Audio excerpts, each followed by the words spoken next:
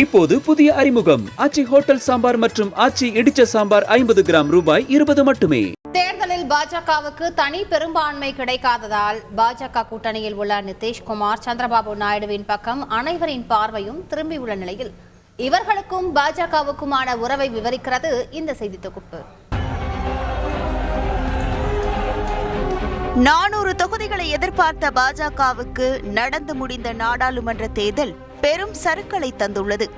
தனி பெரும்பான்மை பெறாமல் பின்தங்கிய பாஜக மோடி தலைமையில் மீண்டும் ஆட்சியில் அமர்வாரா என்பது தெலுங்கு தேசம் மற்றும் ஐக்கிய ஜனதா தளம் கட்சிகளின் கையில் உள்ளது.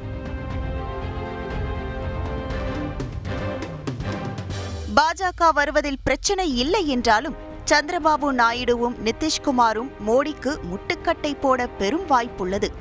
ஏனெனில் ஒரு காலத்தில் சந்திரபாபு நாயுடுவை பாகுபலி வில்லன் பல்வால் தேவனுடன் ஒப்பிட்டு பேசிய பிரதமர் மோடி அவரை யூ டர்ன் பாபு என கிண்டல் செய்திருந்தார். மோடியை பயங்கரவாதி என்று விமர்சித்தவர் சந்திரபாபு நாயுடு.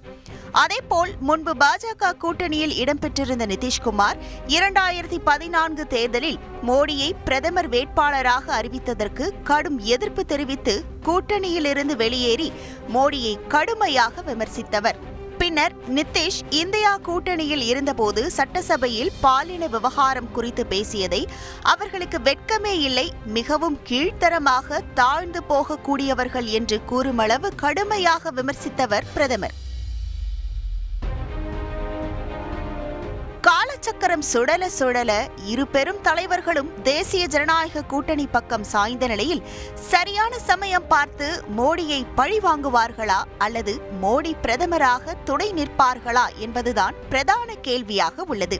காங்கிரஸ் பாஜக கூட்டணியில் இணைவது வெளியேறுவது என மாறி மாறி இருந்த சந்திரபாபு நாயுடு தற்போது நடைபெற்ற சட்டமன்ற நாடாளுமன்ற தேர்தலில் பாஜகவுடன் கூட்டணி வைத்துள்ளார்.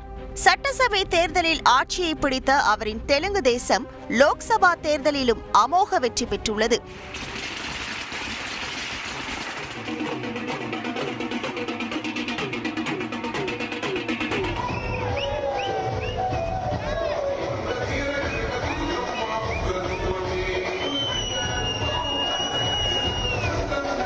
பாஜகவுக்கு தனி பெரும்பான்மை கிடைக்காத நிலையில் இந்தியா கூட்டணி நாயுடுவை தன் பக்கம் இழுக்கும் வேலையை பார்த்து வருகிறது. அதேபோல் இந்தியா கூட்டணியை கட்டமைத்துவிட்டு பின்னர் அங்கிருந்து வெளியேறி வந்த நிதிஷ்குமார் இனி பாஜக கூட்டணியை விட்டு எங்கும் செல்ல மாட்டேன் என சத்தியம் செய்திருக்கிறார். ஆனால் தொங்கு பாராளுமன்றம் அமையும் போது சத்தியமெல்லாம் எனக்கு சர்க்கரை பொங்கல் மாதிரி என்று கூறவும் வாய்ப்புள்ளது. ஏனெனில் கூட்டணியை மாற்றி பல்டி அடிப்பதில் பெயர் போன நிதிஷ்குமாருக்கு பல்டு ராம் என்ற பெயரும் உண்டு. நாயுடுவுக்கும் நிதிஷுக்கும் மோடியை தவிர பாஜக மீது எந்த பிரச்சனையும் இல்லை எனும்போது பிரதமராக மோடி இருக்கக்கூடாது என இருவரும் வலியுறுத்த வாய்ப்பு உண்டு. அல்லது இந்தியா கூட்டணியுடன் இணைந்து பாஜகவுக்கு அதிர்ச்சி கொடுத்தாலும் ஆச்சரியமில்லை. 2 கிங் மேக்கர்களும் எடுக்க போகும் முடிவில்தான் நாட்டின் தலையெழுத்தே உள்ள நிலையில் பாஜக கூட்டணி நிலைக்குமா அல்லது ஆட்சி கனவு கலைக்கப்படுமா என்பதை பொறுத்திருந்துதான் பார்க்க வேண்டும். இப்போது புதிய அறிமுகம் ஆச்சி ஹோட்டல் சாம்பார் மற்றும் ஆச்சி இடிச்ச சாம்பார் 50 கிராம் ரூபாய் 20 மட்டுமே.